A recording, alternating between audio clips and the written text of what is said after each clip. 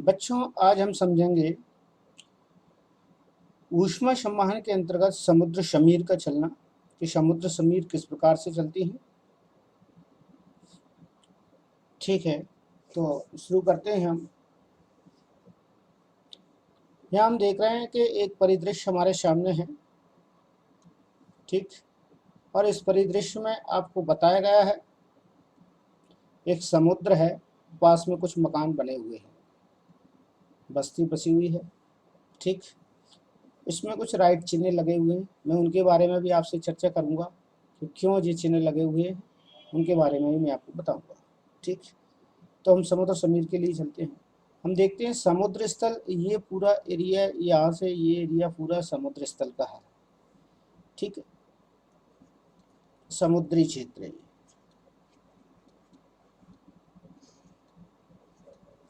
और ये बस्ती बसी हुई है, यह घर बने हुए हैं। ये तो ये कहलाएगा धरातल वाला एरिया। ये धरातलीय क्षेत्र है। ठीक, तो दिन के समय में होता क्या है, ये है सूर्य। दिन के समय में समुद्र सतह या पानी की जल राशि की अपेक्षा धरातल शीघ्रता से गर्म होने लगता है, जल्दी से गर्म हो जाता है। कौन जल्दी गर्म होता है? धरातल जल्दी गर्म होता है, ये देर से गर्म होता है। ये देर से गर्म होगा पानी। ठीक, अर्थात धरातल गर्म हो जाएगा तो यहाँ पर बनेगी गर्म वायु। तो यहाँ की गर्म वायु ऊपर उठती है। यहाँ की गर्म वायु ऊपर उठकर और कहाँ चलती है? समुद्री क्षेत्र की ओर चलना चालू करती है। ठीक है, ये समुद्री क्षेत्र की ओर वायु चलना चालू करती है। ये डायरेक्शन आप देख रहे हैं, समुद्री क्षेत्र की ओर गर्म वायु चलना चालू करती है। तो गर्म वायु जब यहाँ से हट जाएगी तो उसका स्थान लेने के लिए दिन के समय में समुद्री सतह से या जल राशि के ऊपर से ठंडी वायु धरातल की ओर चलने लगती है। जो धरातल की ओर चलने वाली ठंडी वायु है, जिसे मैं इस चिन्ह से बता दूं आपको, ग्रीन से, ये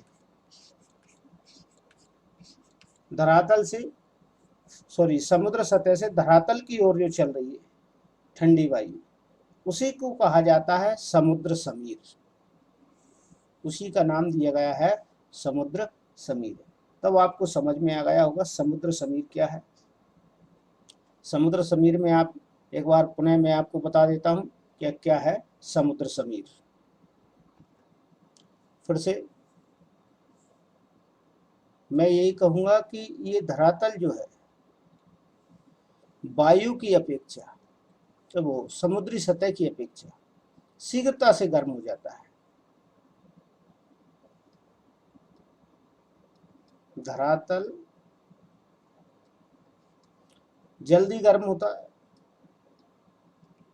जल्दी गर्म हो जाएगा, जिसके कारण यहाँ पर बनेगी गर्म हवा। तो गर्म हवा यहाँ से सीधी ऊपर उठने लगती है। ये तो जब गर्म हवा यहाँ से जब सीधी ऊपर उठेंगी, ये है गर्म हवा। तो इस हवा, इस स्थान पर जगह खाली हो जाएगी। इस खाली जगह को फिल करने के लिए, भरने के लिए यहाँ समुद्री सतह से ठंडी हवाएं धरातल की ओर चलती हैं। ठंडी हवाएं कहाँ चलती हैं? धरातल की ओर। जी कैसी हवा है? ठंडी हवा। ये धरातल की ओर चलती है। जो ठंडी हवाएं चलती हैं धरातल की ओर, उन्हीं को कहा जाता है समुद्र समीर।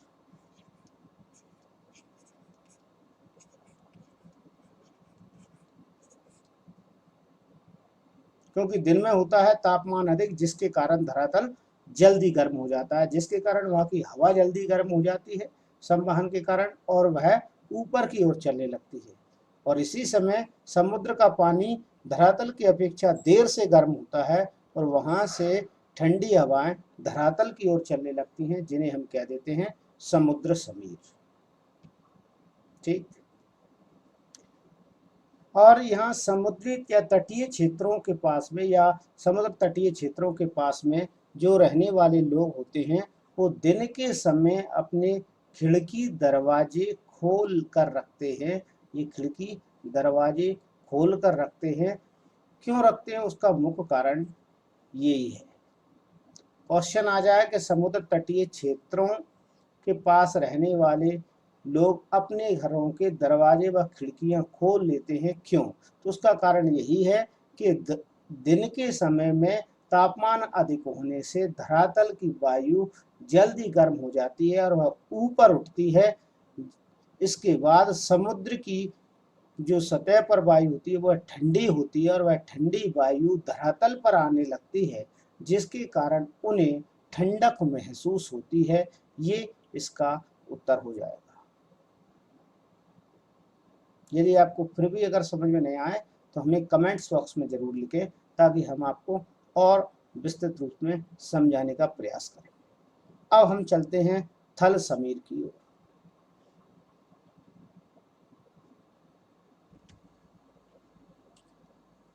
समुद्र समीर की अपेक्षा थल समीर उसका विपरीत है, एकदम उल्टा है। अभी हम दिन के समय की बात कर रहे थे, अभी हम रात्रि के समय की बात करेंगे। यहाँ आपको दिखाई दे रहे होंगे यो स्टार्स, यहाँ पर आपको दिखाई दे रहे होंगे, यहाँ पर बने हुए स्टार्स ये आपको दिखाई दे रहे होंगे। ठीक।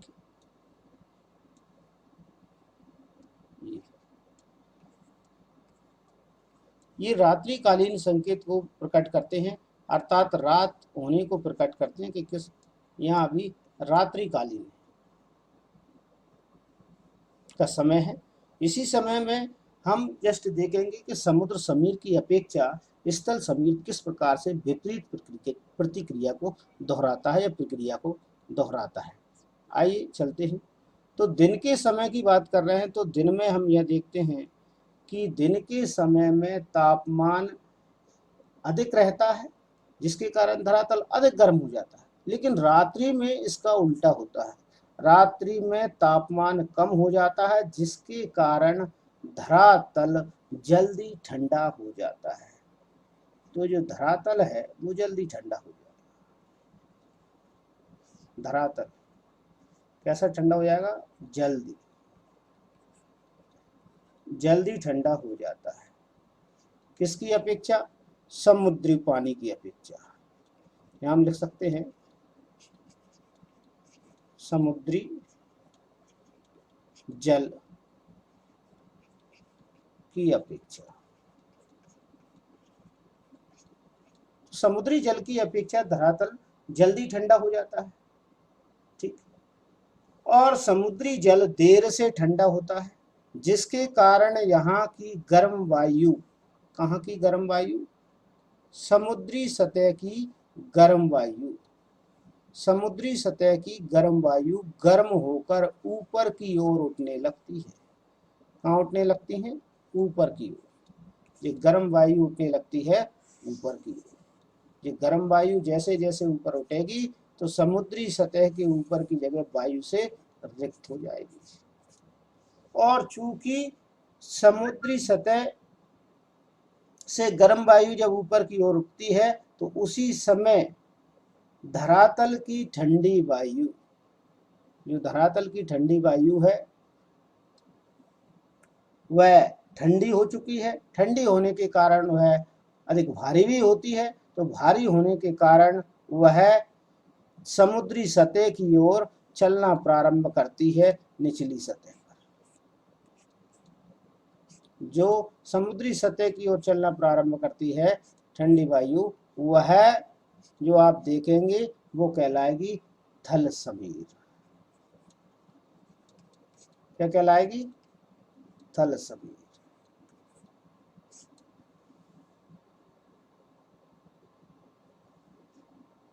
तो इस प्रकार से आपके जल, समुद्री समीर और थल समीर आपको समझ आ गया होगा। अब आगे की ओर चलते हैं हम विकिरण, जो कल का हमारा एक भाग छूटा हुआ है, उसे हम पूरा करेंगे विकर्ण को। विकर्ण के बारे में हम समझ लेते हैं।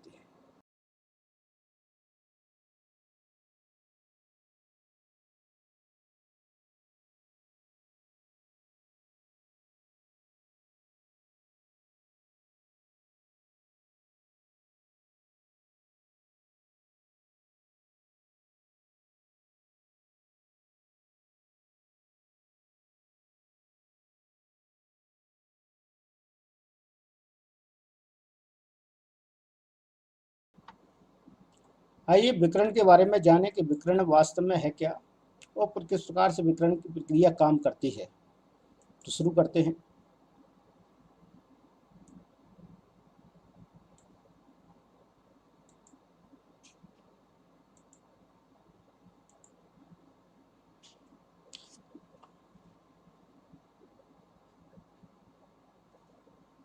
ठीक, ये मैं एक संरचना बना रहा हूँ जिसमें मैं आपको सूर्य की आभा प्रकट करने की कोशिश करूँगा।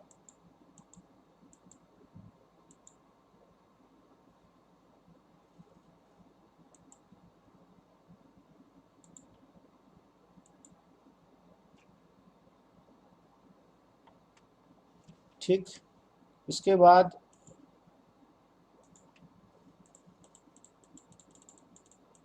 यहाँ आप देख रहे होंगे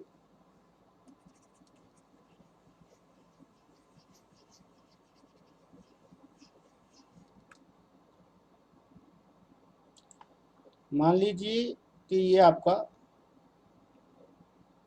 सूर्य है और इसे धरातल पर कुछ किरणें आती हैं।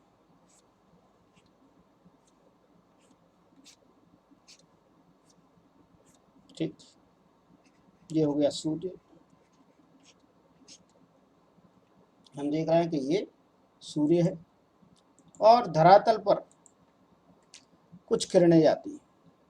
तो इन किरणों को, और यहाँ मान रहे हैं कि ये हमारा धरातलीय क्षेत्र है। तो धरातलीय क्षेत्र पर ये हमने मान लिया है कि यहाँ पर कुछ वनस्पतियाँ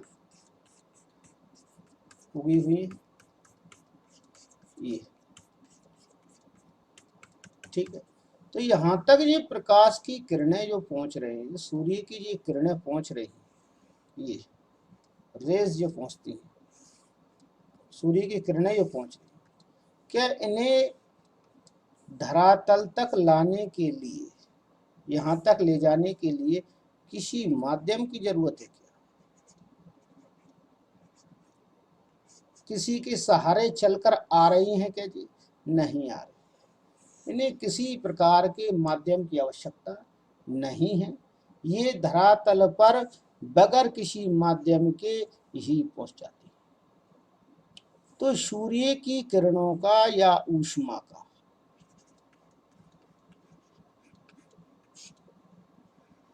सूर्य की किरणों का काय के रूप में? ऊष्मा के रूप में। मैं फिर लिख रहा हूं, काय के रूप में? ऊष्मा के रूप में धरातल पर पहुंचना। कहां पर पहुंचना? धरातल पर पहुंचना। ये काय के द्वारा संभव है? ये है विकिरण के द्वारा। तो ऊष्मा का चलन एक विकिरण के द्वारा भी होता है। ऊष्मा का चलन एक काय के द्वारा भी होता है, विकिरण के द्वारा भी होता है। तो इसी विकिरण के कारण हमारा धरातल गर्म होता है और यही विकिरण सूर्य से धरातल पर ऊष्मा को लेकर आती हैं, जिसके कारण हमारा धरातल गर्म होने लगता है। जैसे ही ये विकिरण धरातल पर पहुंचती हैं, ये तो धरातल गर्म होने लगता है। ये है धरातल। धरातल से तात्पर्य धरती का तल जो है वो कैसा होने लगता है? गर्म होने लगता है। ये प्रक्रिया कहलाएगी धरातल को गर्म करने वाली। ये काय के कारण संभव है? ये संभव है विकिरण के कारण। विकिरण है तो धरातल गर्म है, क्योंकि विकिरण के कारण ही सूर्य की ऊष्मा को धरातल तक पहुंचाया जाता है। इस प्रकार से विकिरण के कारण ही धरातल गर्म होता है। हम आगे भी जानने की कोशिश करेंगे किस प्रकार से विकिरण का प्रभाव और कहाँ कहाँ पड़ता है उसे भी मैं दिखाने की कोशिश करता हूँ आपको।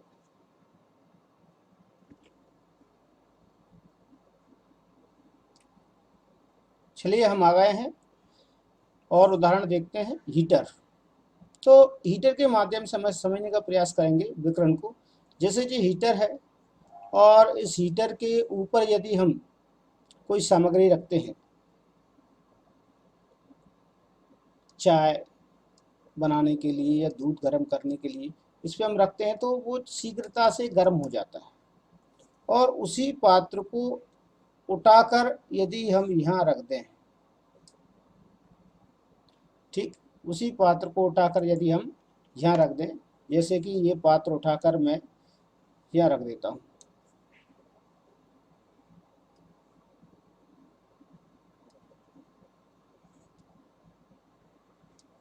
और इस पात्र के अंदर कोई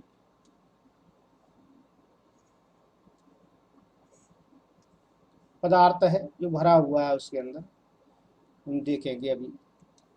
जैसे ये इसके अंदर भरा हुआ है, ठीक, ये भरा हुआ भाग जो इसके ऊपर ये दिखाई दे रहा है हमें, जैसे कि इसमें पानी भरा है, मान लीजिए पानी भरा है, साथ साथ में हम ये कह रहे हैं कि ये पानी बहुत ही ज़्यादा गर्म है और इसमें से ये भाप निकल रही है, गर्माहट महसूस हो रही है। वो काहे के कारण है?